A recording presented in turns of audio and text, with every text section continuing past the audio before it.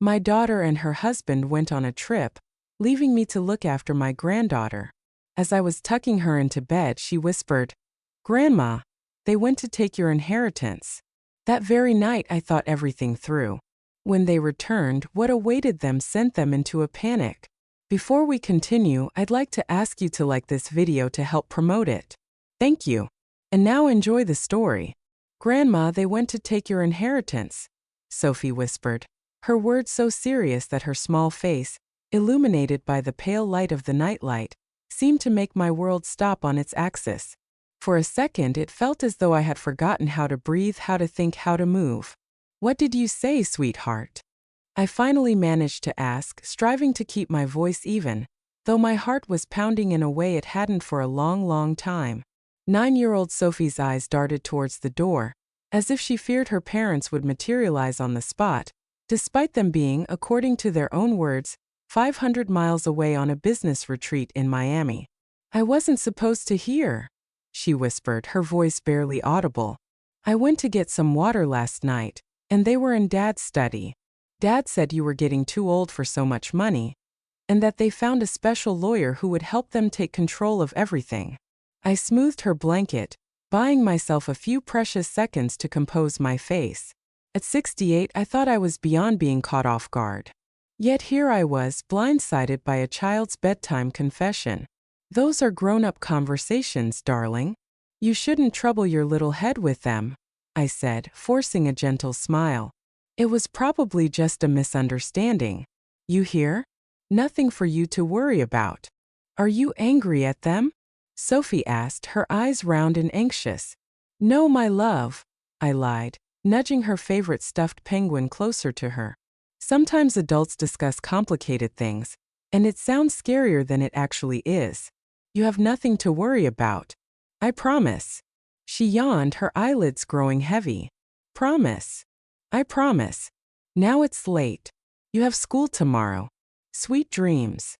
I kissed her forehead, quietly closed the door, and only then allowed myself to exhale, my fingers gripping the hallway railing for support. My hands were trembling noticeably. Victoria, my only daughter, the last living link to my dear Alexander. The very reason I had maintained this quiet life. This house had always been a special place of both pain and hope for me. Even though my husband had left me a considerable fortune, I had never denied her anything. A lavish wedding, a substantial down payment on their far too large house, Sophie's private school tuition, the endless unforeseen expenses that I covered without a second thought. I did it all willingly, grateful for any interest they showed in me, for the rare holidays I was remembered and invited to, for the family photos where a space was found for me at the edge of the frame, so as not to be in the way. I told myself this was how it should be. Adult children have their own lives. You can't keep them tied to your apron strings. And I had my quiet home, my memories, my routines. And now this. In the kitchen, I put the kettle on. I didn't need tea.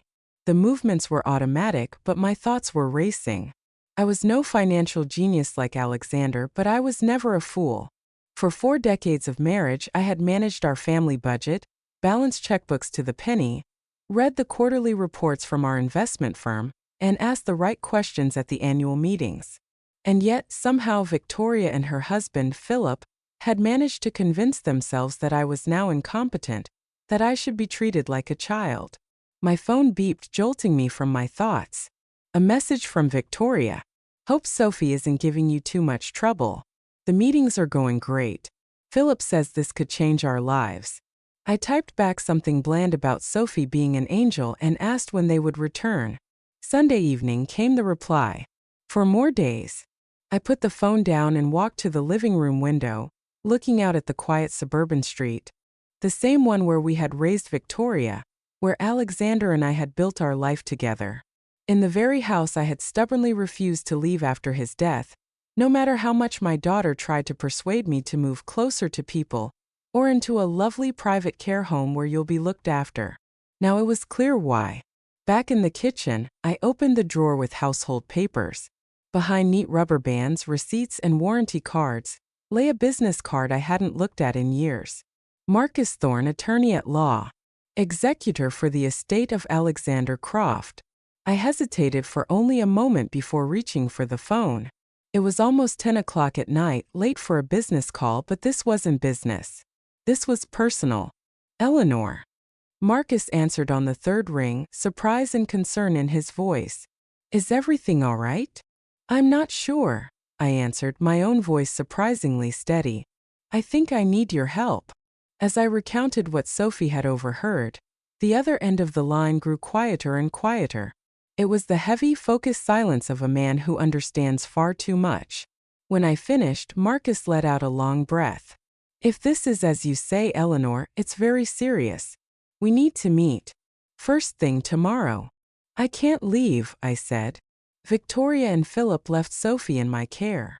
I understand, he replied curtly. Then I'll come to you. Would 9 a.m. work? Just after Sophie leaves for school. Perfect. We said our goodbyes, and I was left at the kitchen table with my cold tea, trying to piece together the fragments of a single shattering thought.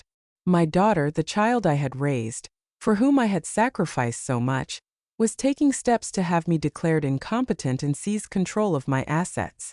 For the first time since Alexander's passing, something new rose within me. Not grief, not loneliness, but a calm, icy anger. As I climbed the stairs, a plan was already forming in my mind. Victoria and Philip were used to thinking of me as a scattered, kind, and convenient old woman who gets confused by paperwork and flustered by loud words. Easy prey. They had no idea what was coming for them. I peeked into Sophie's room.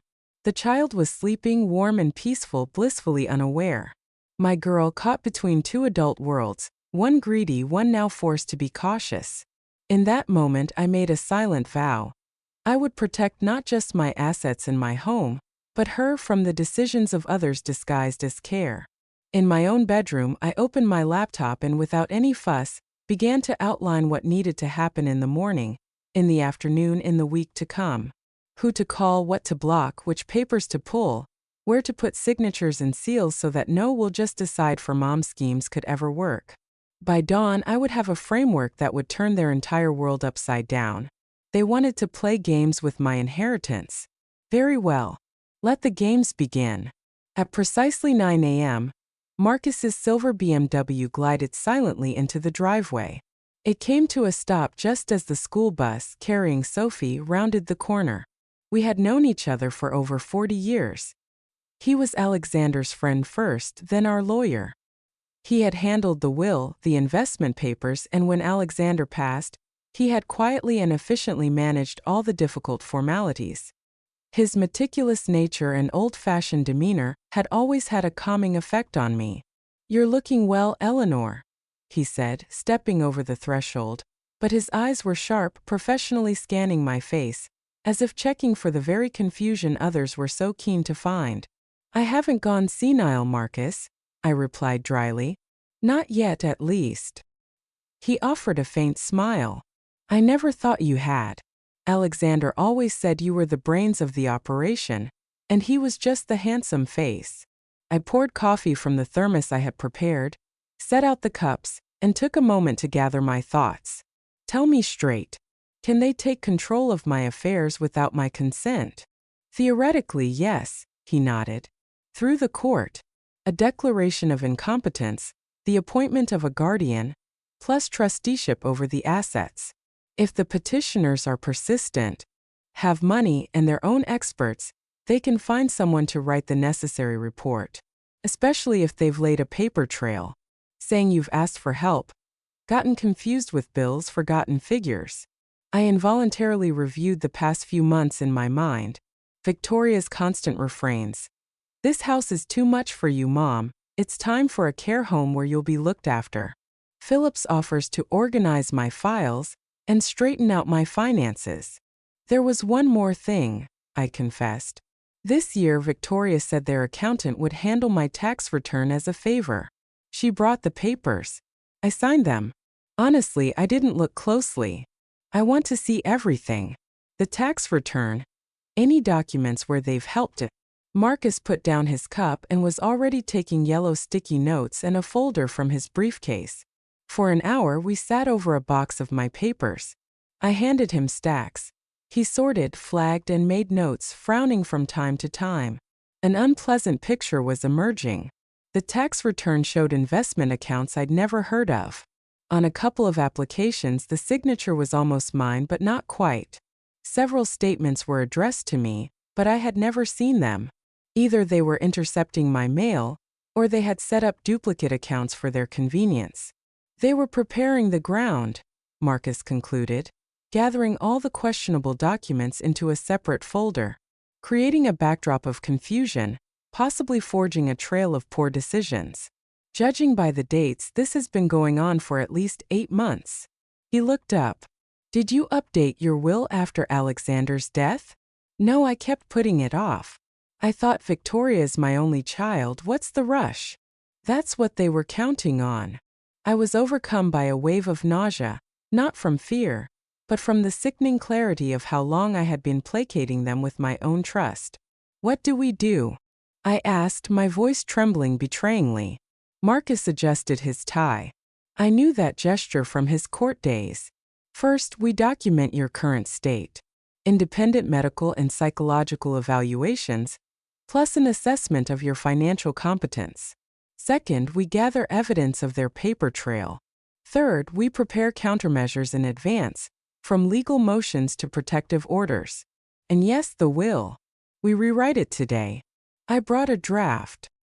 He laid out the plan calmly and in detail, and his even tone began to quiet the ringing void inside me.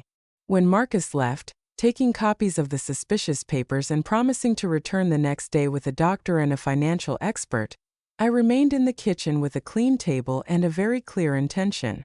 My first call was to the bank. I requested that they put strict flags on my accounts. Any transaction over $1,000 would require my personal presence with a passport. All electronic access was to be temporarily restricted, and all for the family's convenience powers of attorney were to be revoked. The young woman on the line initially spoke in standard scripts, but when she heard my phrasing and account numbers, her tone shifted to businesslike efficiency, and everything was confirmed with a protocol number. My second call, on Marcus's recommendation, was to a private investigation agency. Diana Frost speaking. The voice was brisk, professional. My name is Eleanor Croft. Marcus Thorne recommended you. I need someone to monitor the activities of my daughter and son-in-law. What kind of activities specifically? Officially, they are in meetings in Miami, I said. Unofficially, I suspect they are consulting with lawyers in Boston about obtaining guardianship and control over my estate. I need confirmation.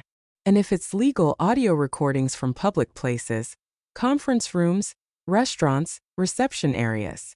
Understood. I'll need their data. Photos, phone numbers, car details. Send them over right away. Do you have any idea which firms they might be approaching? Within the hour, we'll be on their trail, surveillance initiated. If anything goes wrong, I'll let you know.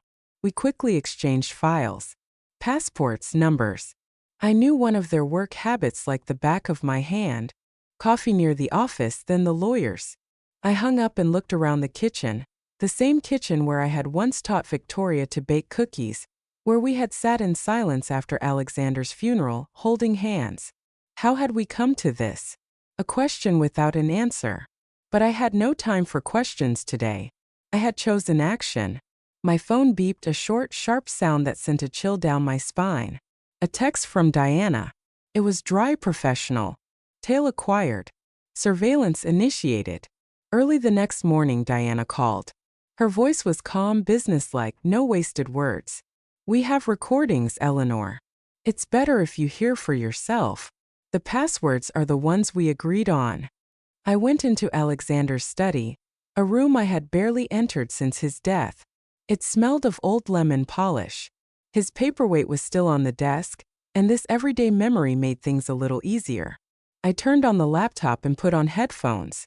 First, the clatter of a restaurant, the clinking of glasses, and then Philip's easily recognizable voice, smooth and confident. It's not complicated, he was saying. We file for a declaration of incompetence. A couple of the right experts confirm it. The court grants temporary measures, and we step in as temporary administrators of the assets until the hearing. Victoria's voice was quieter but clear.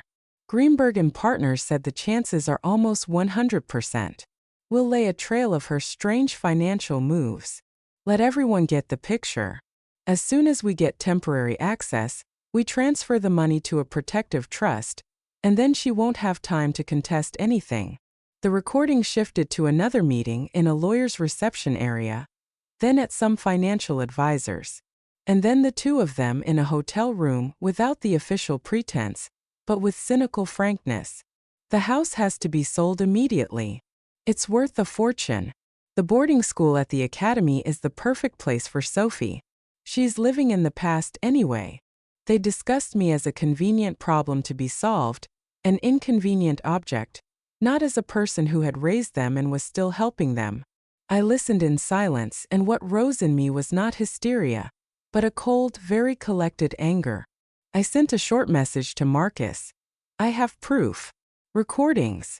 Plans for guardianship, trusts, the house, the boarding school. The reply came instantly. Don't delete anything. I'm coming with the experts today. That afternoon, 3 people sat in my living room. Marcus, a neurologist named Dr. Chan, a petite, attentive woman with a sharp gaze, and Frederick Moss, a forensic accountant with a habit of speaking slowly and to the point. For 3 hours they put me through my paces. Memory and attention tests, questions about my surroundings, about current events, about recent transactions.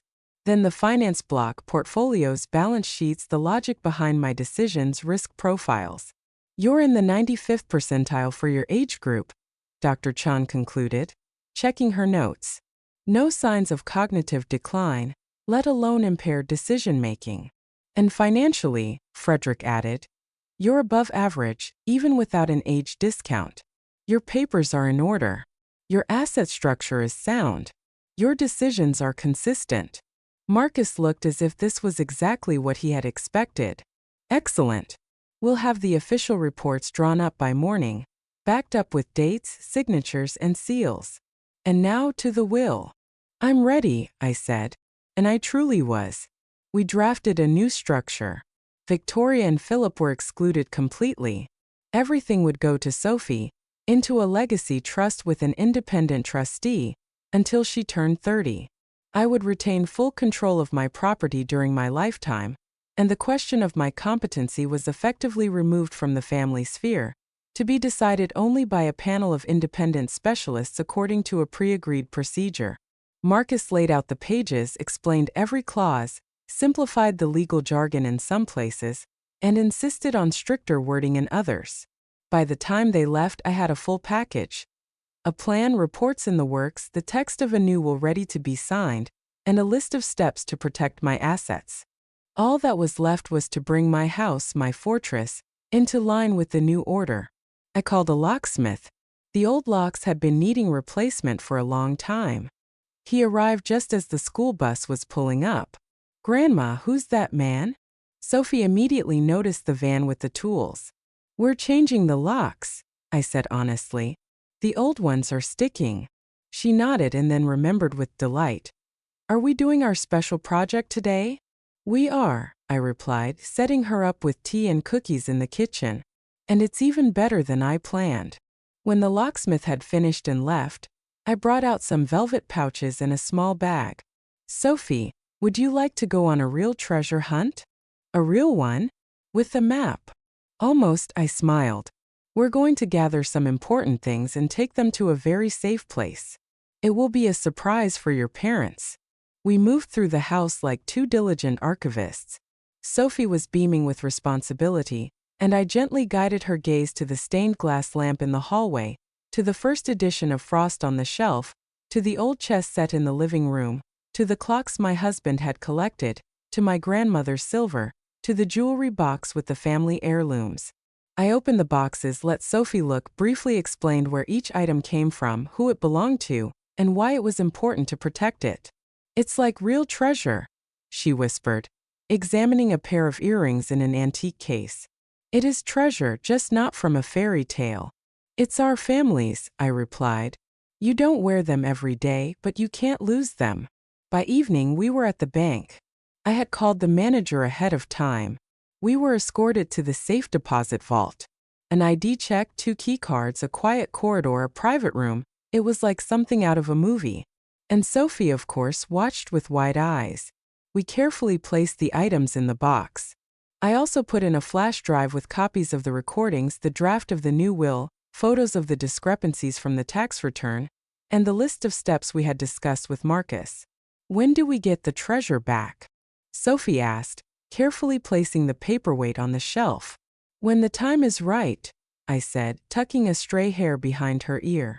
For now, they need to rest here for a bit to be completely safe. She grew serious, as only children can when they sense the importance of the moment, and nodded. We left the bank as dusk was falling. The air was fresh. The streetlights were just beginning to flicker on.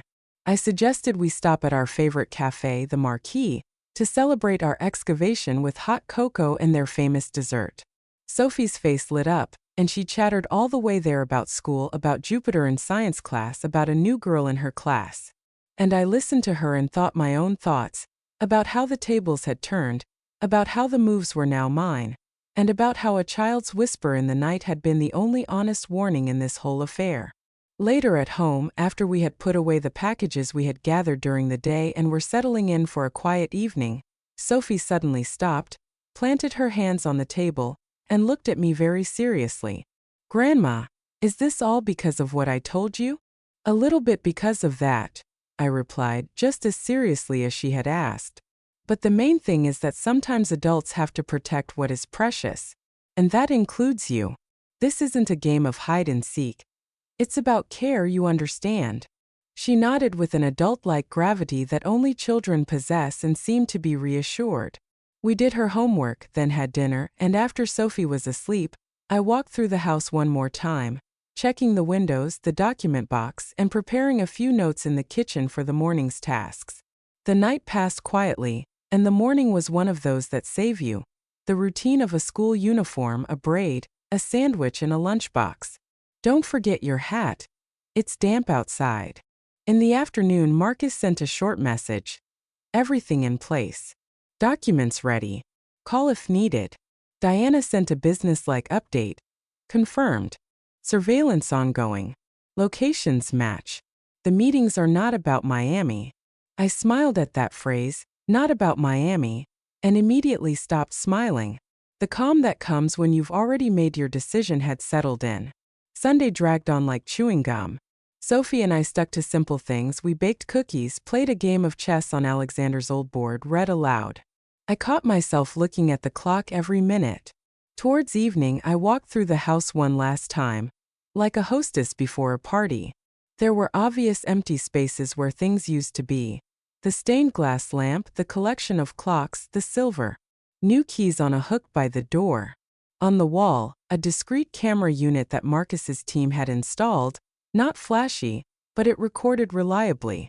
On the kitchen counter, I left a note in my neat handwriting. "Welcome back. We need to talk." "Grandma, when are they coming?" Sophie asked for the third time, pressing her forehead against the glass. "The plane lands at 6:15, I said, checking the app. "Baggage, the drive. An hour and a bit. They'll be here by 7:30. "That's so long," she sighed, and to pass the time she suggested a movie. We put on her favorite, but I found I wasn't hearing the words or the music. The recordings, the words, the intonations, the phrases that could no longer be dismissed with a "you misunderstood," were playing on a loop in my head. At 7:43, headlights swept across the living room wall like a knife. "They're here," I said. "Sophie, remember what we agreed? I do the talking." "I remember," she whispered and squeezed my hand. First, the rattling of a key in the new lock, then the doorbell, then an insistent knock. I opened the door. On the threshold was Victoria, tired but composed. Behind her, Philip was pulling suitcases from their gleaming SUV. "Mom, why the new lock?" Victoria's voice was even, but her eyes narrowed. "I needed to enhance security," I replied calmly. "Come in. Sophie is waiting." In the hallway, Victoria bent down to her daughter, hugging her hastily, as if afraid she might slip away. Philip froze, his gaze fixed on the empty space on the console table. "Where's the lamp?" he asked almost tenderly. "The Tiffany one?" "In a safe place," I said, closing the door. "Along with other important things." "What is going on?" Victoria's usual confidence was gone. A new lock missing things. "Sophie," I called out gently. "Please go upstairs and get your backpack ready for tomorrow. Your father and I need to talk, and then I'll come up to kiss you goodnight." Sophie obediently went upstairs, looking back at me with that look that says both "I trust you" and "I'm waiting for you to handle this." When her footsteps faded, Victoria turned to me, her smile gone. "Explain, please. What is this performance?" "The performance was in Boston," I said quietly. "At the coffee shop near Greenberg and Partners in their reception area. In the conference room at the financial advisors at the restaurant. That's where you and Philip rehearsed how to get me declared incompetent, sell my house, set up protective schemes for my assets, and send Sophie to a boarding school. Miami was just for show." The blood drained from her face so quickly that I felt a genuine chill. Philip managed to hold back a sharp retort, but his voice had a metallic ring. "I don't know what you're talking about. We were meeting for work." "Really?" I tilted my head slightly. "Then you have nothing to fear from recordings or witnesses, or the papers you so diligently tried to get me to sign." "What recordings?" Victoria asked. She was still trying to maintain her tone, but her fingers gave her away. They straightened, turned white like a pianist's before a difficult passage. "Legal ones," I replied. "In places where no one has a right to demand privacy. And something else you didn't account for. Independent reports on my condition and my financial competence. They're already being finalized." "This is a misunderstanding," Philip forced out. "We were exploring options to protect you, Mom. Your interests." "Protect me from what?" I looked at him directly. "From my own house? From my own money? From my own granddaughter?" The clock ticked quietly in the hallway. The kitchen smelled of vanilla. Sophie had managed to get to the cookies before bed. And in this domestic silence, every word sounded especially clear. "What do you want to hear?" Victoria snapped. "That we made a mistake? Fine, we made a mistake. But the things need to be returned." "And the things are safe," I said. "They will be returned to their places when I am sure they won't disappear through a guardian appointed by you." Philip took a step forward, his usual smile back in place. "Let's resolve this." But it wasn't working anymore. "You have no proof," he said too quickly. "Only speculation." "You're mistaken," I replied gently. "I do have proof." I nodded towards the kitchen, where neat folders and a flash drive were already waiting on the table. "Let's go and listen together." We went to the kitchen, the place where it's easiest to talk about the hardest things. Bright light, a clean table, the 3 folders I had prepared, and a small flash drive next to them like an exclamation point. I didn't drag it out. "First you listen," I said calmly and played the recording. The clatter of cups, someone's laughter. And then Philip's velvety voice, too confident as always. "We file for guardianship, get the experts on board, get temporary control of the assets, and then we move them into protective structures." Victoria's voice, more cautious but businesslike. "The lawyers promised an almost 100% success rate. We already have a trail of strange decisions. The house has to be sold immediately, Sophie to the boarding school. The recording switched to another. The reception of a law firm, phrases about filing a petition, protective measures, transfers to a trust. Then the restaurant where they, without any pretense of decency, explained to each other exactly how I wouldn't have time to realize what was happening. I turned it off. For a second it was very quiet, so quiet you could hear the cooling rack in the oven, forgotten by one of us, click. "This is illegal." Philip was the first to find his voice, but it rang false. "The recordings." "Mom, you can't do this." "The recordings were made in public places and obtained legally," I replied, not raising my voice. "And also," I nodded at the folders, "I have an independent report from a doctor and a financial expert about my condition and my competence. They are certified and dated today.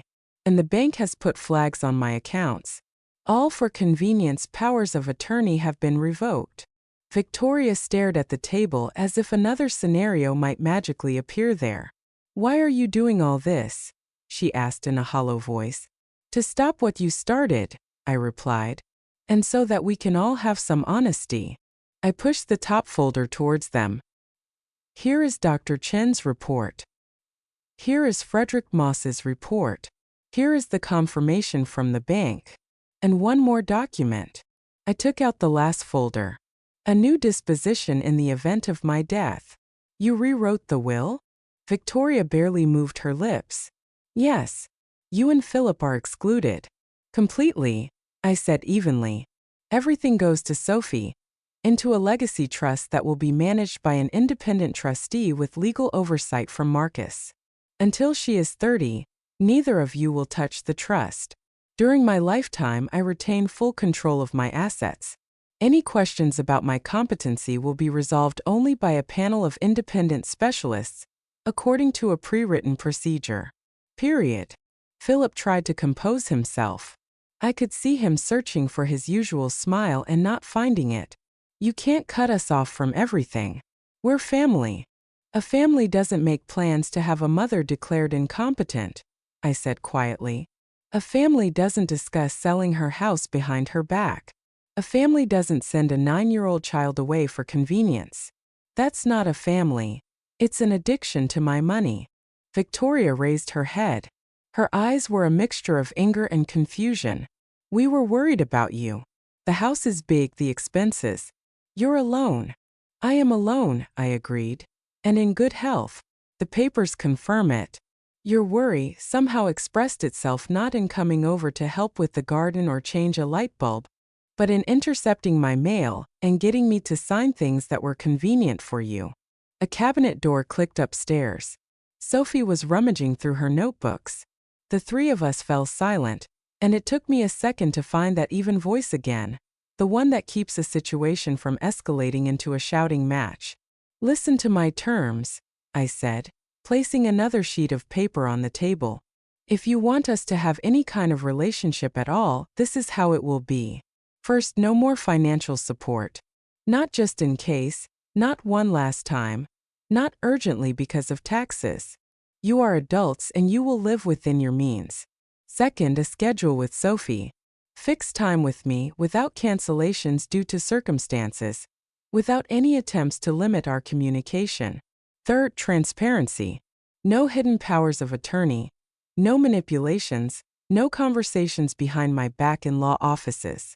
Fourth, one more attempt to push for guardianship, to secretly transfer something, to forge, to slander, and not only do I cut off all contact, but I make sure that everyone who needs to know finds out what you tried to do. This is blackmail, Philip breathed, finally finding a word. These are consequences, I corrected him, for your actions. You wanted to play with adult tools, courts, trusts, protective measures. Adult tools imply adult responsibility. From the hallway, a cautious voice. Grandma, can I come down? Have you finished talking? We exchanged glances. I took a breath and replied, Come on down, sweetheart. Sophie ran down the stairs and immediately brightened the space with her warmth, her movement, her funny backpack slung over one shoulder. We made real treasures today, she announced, looking at her parents. And Grandma said I have school tomorrow, and then we have a secret project. What kind of project?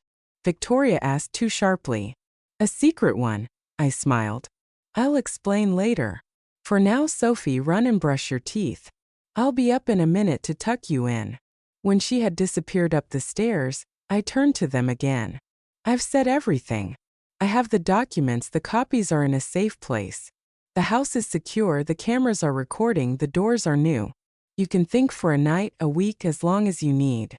But these are the rules now. Victoria sank onto the edge of a chair, as if her legs had given out. Philip pressed his lips into a thin line. And yet, he began. No and yets, I said. I stood up. Either you accept, or our only contact will be legal, through Marcus.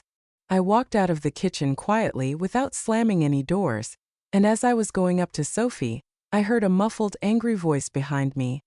This isn't over. I stopped on the top step, turned my head and said evenly, this is the end of the old order. What comes next is up to you. I went into Sophie's room, which smelled of shampoo and children's toothpaste, tucked her in, stroked her hair, and at that moment my phone vibrated downstairs. A message from Marcus. I glanced at it. It was only 3 words. Prepare for morning. The morning worked like an alarm clock, not just for the house but for the new order. At 8:45, Marcus arrived, neat, collected, with a folder in which everything was already printed and tabbed. At 9:05, a courier with the notarized will forms.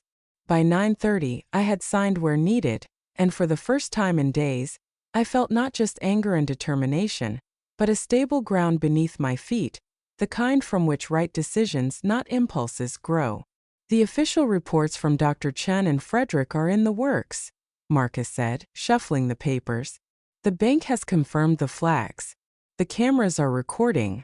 You have copies of everything in the safe deposit box. I do, I nodded. And the second flash drive is with you. Then we're good to go, he concluded quietly, and looking at me intently, he added, it's best to stay calm today. They're going to try to soften you up now. Don't fall for phrases like, let's be reasonable. By noon, Philip was in the garden, without a jacket, in an expensive sweater, as if in an advertisement for a perfect life. He stopped a step away from the roses I was pruning. We've discussed it, he said, looking somewhere past me. We agree in general, but… No buts, I interrupted gently, not raising my voice. I've said everything. Be reasonable, Eleanor. He switched to his signature tone. Let's find a compromise. You can't just cut us off from everything after all these years of support. We have current obligations. The house, the school, the dues. Obligations, I repeated, snipping a dry branch. You created them yourselves, counting on my money as a permanent income. This is not a compromise, Philip. It's a dependency. And it's over. He clenched his jaw. We made plans based on an understanding. Based on expectations, I corrected him. There was no understanding. There were your desires. We stood in silence. The chirping of a bird above the garage, the distant hum of the road, the rhythmic snip of my shears. And in these sounds, for some reason, it became especially clear how much everything had been skewed to one side for years, and how good it was that the pendulum was finally swinging back. Victoria wants to talk this evening, he threw out as he was leaving. Without emotions. I'll listen, I said. But the terms are the same. In the evening, after Sophie had brushed her teeth and was rummaging in her backpack, Victoria appeared at the door of my study. Without her usual, I'm in control posture, with a tired face on which something long forgotten human was showing. She sat on the edge of the armchair, wringing her hands. Mom, she began and choked. I know how this looks. We thought we were doing the right thing, that we were protecting you from getting old, from naivety. From myself, I suggested calmly. It turned out from my life. She nodded, her lips trembling. I'm not asking you to forgive, she exhaled. But can we try differently? With you setting the boundaries. With us not playing these games behind your back. With Sophie's schedule, as you said. I really want to work towards that. I listened and thought how easy it would be now to cling to that soft note and forget that they were about to have me declared incompetent. But softness is not foolishness. Let's do this, I said finally. Trust is not a switch you can just flip. It's a path. I won't close the door, but it's bolted now. No financial requests. The schedule with Sophie will be maintained. Any attempt to be clever, and the conversation is over. Accept it, she said. She let out a short sob but composed herself. Thank you for at least listening. In the morning, they announced they were moving back to their place. Our things are packed, we won't be in your way. It sounded almost like the old days. But now I heard not just the usual politeness, but also the confusion of people who, for the first time in a long time, were left alone with their own budget. Sophie was upset. We had our own plans for the day. reading a new book and playing a game. But when I told her we would see each other on Wednesday after school and the following weekend, her face lit up as it hadn't in a long time. On a schedule? For real. For real, I confirmed. And over where Victoria was standing, her shoulders visibly slumped, either from relief or from the understanding that from now on, her "if it works out" no longer worked. At the door, Victoria and I paused for a minute. About the spring break, I said, as if in passing. Sophie has never really seen the mountains. I was looking at the Berkshires, a cable car and observatory, hiking. All age appropriate. I'll take her for a week, just the two of us. I'll send you the itinerary and contact information. The old reflexes flickered on her face. That familiar, I have to be in control. But then she nodded. Okay. With a plan and phone numbers. Okay. Exactly, I said. And it became clearer to both of us how our new life was now structured. Not Mom, we've decided, but Mom is doing, and we are coordinating what's important for the sake of the child. When the car with their suitcases turned the corner, the house became surprisingly quiet. Not empty, but quiet, as if the background noise that had been preventing me from hearing the main thing had been removed. I made some tea, went out to the roses, and just sat, listening to myself. Was I trembling inside? Was I tempted to go back to the old scenarios? Okay, I'll help one last time. No, I wasn't. It was even. By lunchtime, a text from Marcus came. All documents filed. Copies with me and the notary.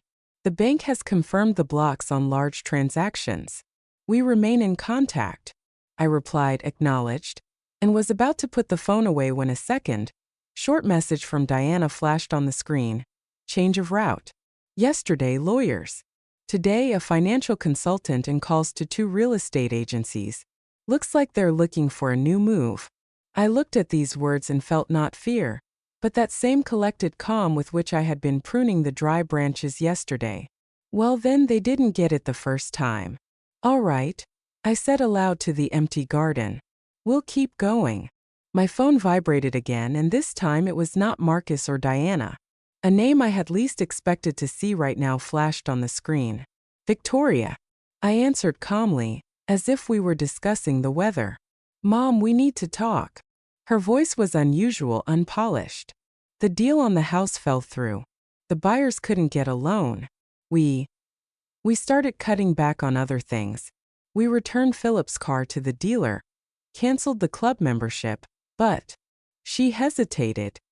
I found a smaller house, one we can actually afford. We need a down payment. We've sold what we can, but it's still not enough. I was thinking, maybe we could sell some of the family silver? It would have come to me eventually anyway. The request was unusual, not the amount but the phrasing. For the first time in many years, it wasn't Mom, transfer the money, but can we sell what we consider our heritage? I asked for time to think, hung up, exhaled, and called Marcus. It's a test, he said immediately after listening. They're probing to see if you'll bend on the financial side. Maybe, I admitted. But for the first time, it sounds like responsibility. They're not asking for a handout. They're offering to part with things, not my money. What do you think? I'm thinking of an option that won't break your boundaries, but will still acknowledge their effort. We talked for an hour, calmly, point by point. In the evening, after picking up Sophie from school on Wednesday, I asked Victoria to step into the hallway for a couple of minutes. Sophie settled in with her tablet, and we moved to the side. I'm not bringing the silver into this conversation, I said immediately, so there would be no expectations. But I have a one-time offer. Not as a mother's help, but as an advance against a possible future. The amount was fixed, documented. From any potential inheritance that might come to you, this amount will be deducted with interest. No repayment schedules, no debt news. Just an adjustment of a future share. The condition is strict adherence to our agreements. A schedule with Sophie.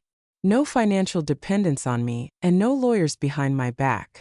Any backsliding, and the conversation is over.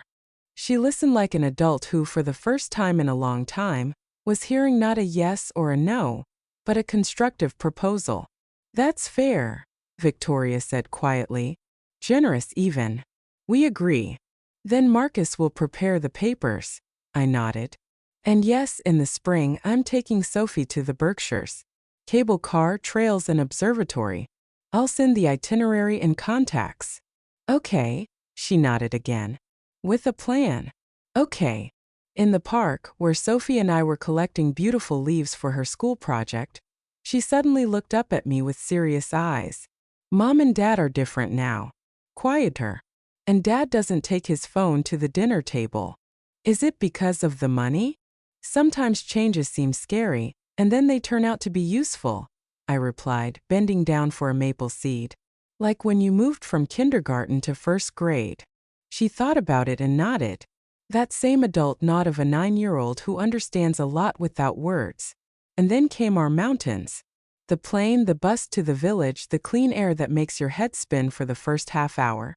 And the view from the window of our small apartment of a slope where a thin line of a cable car disappeared into a cloud. Sophie woke up at dawn on her own. No alarm clocks, no me. She just got up and stuck to the glass. These are real mountains. Real ones, I said. And tomorrow we'll be at the summit. During the day we took a family trail with a young, patient and cheerful guide.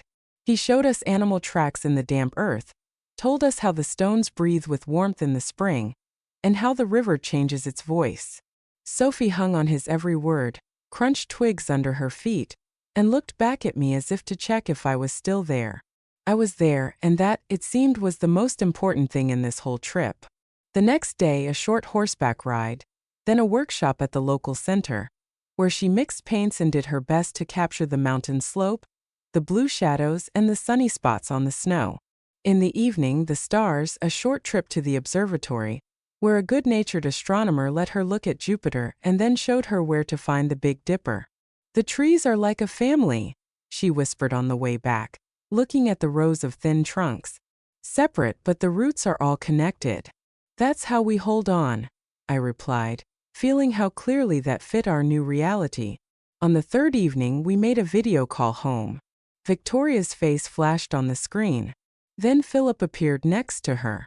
Both were smiling. And the smiles this time were not as they should be, but genuinely happy. Our mountain climbers, how are you doing? Victoria asked. Sophie started talking immediately, as always, about the trail, the horses, the stars, about how tomorrow she would be at the very real summit, and I had promised hot tea in a thermos because it's always windy at the top. Grandma is always with me, she suddenly said, exhaling all her impressions in one breath. She doesn't say she's busy, she doesn't say later. We do everything together. A silence hung for a second. Not a heavy one, but a very honest one. Victoria looked at me, and for the first time in a long time, I saw in her gaze not stubbornness or calculation, but acknowledgement, simply as a fact. Thank you, Mom, she said quietly. She's glowing. Fresh air, I replied. And being listened to is also fresh. After the call, a text came, she's so happy. Thank you. I typed back a short reply, she's a miracle. You raised her that way. It was the truth, and a good reminder for all of us to remember who we are trying for. On our last mountain evening, we took the cable car up to a restaurant with a panoramic view. Floor-to-ceiling glass. The sunset painted the ridges pink. Below, patches of snow were slowly drying on the rocks. Sophie had chosen her party dress, sat down across from the window, and fell silent. A rare silence for her, when there's just too much inside. Grandma, she said suddenly, this was the best trip of my life. Let's do this every year. A tradition. Just ours. She looked up at me, her eyes shining, determined, the same way mine had been a long, long time ago, when I was just learning to understand that you can want things and say, I want. Just the two of us? Sophie asked. And in that question was everything. Trust, joy, and a thin thread to those who would remain below. Will they handle our just us as well as we handled their better without you? I took a breath, preparing to answer. And at that moment, the phone on the table vibrated briefly, flashing with a new message. It was from Victoria. We've thought it over. The Berkshires in the spring is the plan. As for the advance, we agree. Marcus has been in touch. The papers are ready. Have a good trip home. I put the phone face down, glanced at Sophie. She was waiting for an answer to her most important childish question. Yes, I said. We'll make it a tradition every year. Just ours. You and me. And we'll coordinate with Mom and Dad beforehand like adults. In the morning, the mountains looked at us, clear, as if without yesterday's pink light, just calm, real. In the taxi to the airport, Sophie was silent, looking out the window, and I could feel how, inside her, as with any child, everything was falling into a simple pattern. If they promised, it will be. If the adults agreed, they will keep their word. I said aloud what she probably would have heard anyway from my hand on hers. Good changes need to be protected, Sophie. I'll make sure. They were already waiting for us at the airport. Victoria and Philip seemed simpler, not poorer but simpler. Jeans, a sweater without any correct poses. Sophie flew to them like an arrow, and in that quick, tight hug, the little tension that had always been between their very busy and her oh well was gone. Philip, taking the suitcase, met my gaze and said quietly, "Thank you. She's changed." "Not just her," I said. Their new house was on a quiet street, a low brick building with a porch and a narrow strip of land for future flowers. Inside, not showy interiors but an ordinary life. Children's drawings on the wall. An inexpensive but appropriate table. Light without gilding. "We're just starting," Victoria said, pouring soup. "We sold half the furniture. We're getting used to our own square footage. But it's easier to breathe here." "Easier is a lot," I replied. "We ate the simplest sandwiches and talked without the eternal, but you understand, and it has to be this way." Philip admitted that he had returned to a normal schedule, had gotten a job at a local agency, wasn't chasing the deal of a lifetime, but he came home for dinner and didn't live on his phone. Victoria showed me her schedule. On Wednesdays, the school library. On Saturdays, yoga for beginners. She laughed that she couldn't believe it herself, but for the first time in years, her back had stopped aching. No requests, no hints, just facts and attempts to turn to ordinary things. "We want to try for real," she said, clearing the table. "Not like before. Mom will forgive everything. But as you said, with boundaries, without any tricks.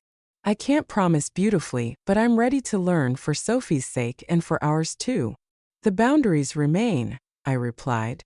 "It's not a latch, it's a new layout. If you maintain them, life will be easier for everyone. If not, we'll go back to letters through a lawyer." "I understand," she said. And it seemed she really did.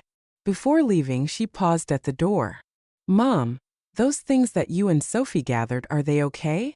"They're perfectly fine," I said. "They'll come back when I'm at peace and when you see them not as liquid assets, but as memories." She nodded, and it wasn't a bargain but an agreement. And so began a quiet new life. Wednesdays and every other weekend were ours with Sophie. The schedule was kept and she stopped asking, "What if it gets canceled?" Because nothing ever got canceled. I went back to the library, joined a book club at our old local branch. On Tuesdays, I took a watercolor class. At first, my hands trembled from being out of practice, but then the water and the pigment began to obey, and I caught myself looking at leaves not as a bunch of green, but in shades. And for some reason that also helped with people to see not guilty or right, but halftones. With the roses in the garden, things were different too. You prune them on time, and the bush thanks you with growth. You delay and you get thorns and rot. The simplest science. Marcus would occasionally send short, work-related messages. Files with the notary. Bank confirmed the flags. From Diana. All clear. He didn't pry into my personal life, and that was better than any support. To know that the framework is in place but you can live your own life inside it. The advance was handled calmly. No scenes, no mom thank you. Just a neat signature and a simple thought. Not a gift but a deduction from the future. That's how adults should resolve past mistakes. One Saturday I went to their place for tea. In the hallway was a to-do list for the week. Not for show but so they wouldn't forget. Math library, call Grandma about Wednesday, buy soil for the flowers. They were calmly discussing what bushes to plant under the window. Philip brought an old watering can from the pantry. Sophie was running around with a small rake. Victoria was laughing a simple, slightly hoarse laugh that I hadn't heard in a long time. There was no "we've changed forever." Just a day in which you could be without looking over your shoulder. "Mom," Victoria said as she walked me to my car. "I'm not asking you to believe me now. I want that over time you can stop thinking about protecting yourself every minute." "I'm not thinking about it every minute anymore," I replied. "But I will think about it." That's what adult love is, not confusing it with blindness. My house had changed too. Imperceptibly, like a face changes when you stop pursing your lips. The cameras quietly recorded. The new locks worked smoothly. The empty spaces didn't feel oppressive because I knew where the valuable things were now and why. And more importantly, I knew that what was valuable was not only in the safe deposit box. Sophie had our days. I had my classes and plans. Victoria and Philip had their work in their house without the gilding. We were still connected like those trees on the slope. The trunks are separate, but the roots hold the same ground. And if one starts to rot, it will pull the others down. So you have to treat it on time, and honestly, a couple of months later I took a small box out of the safe deposit box. Not the most expensive but very much ours. A brooch with a cornflower. A gift from Alexander in the first year we rented this house. I brought it home and put it in its place. Not as a gesture of reconciliation but as a mark. It has become calm here too. The movie-like ending never happened. No one fell to their knees, no one promised never again. No one became a different person overnight. We did what we had to do. We set boundaries and learned to live within them. And it turned out not to be a punishment but air. I didn't become a lonely heroine of fate or a returned mother savior. I became myself, a woman who stopped in time, raised her head and said, "Enough."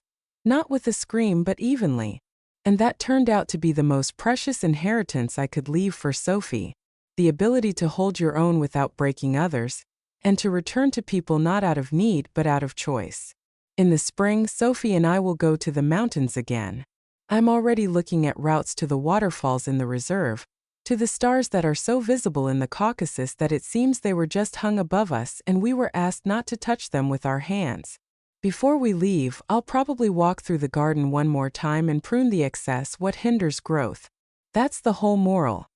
If you don't tend a garden, it will overgrow. If you don't maintain boundaries, your life will overgrow.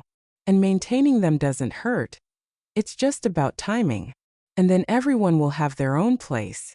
The roses in the sun, the memories in the safe deposit box, the people in each other's lives, but without any confusion. Thank you for listening to this story to the end. Write the word justice in the comments if you watched until this moment. Your support is important to me to make even more interesting life stories. Subscribe to the channel and stay with us. See you soon.